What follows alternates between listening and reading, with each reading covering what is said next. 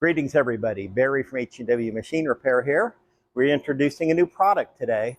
These are the lay flat tabletop covers. As you can see, it's very thick, heavy material.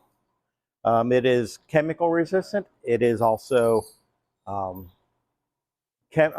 resistant to heat. And it's very simple. As you can see, there's two little posts here.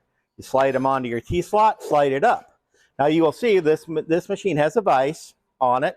So what you would do is just take your cutter, we use the Weiss industrial scissors, and cut it out. And I'll show you on the one that I already have done.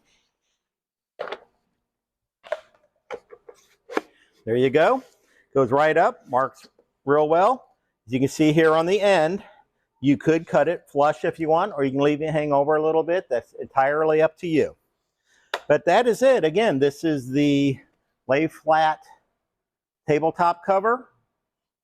And thank you for watching. Please like and subscribe to our channel. And please press the bell icon for notifications. Have a great day.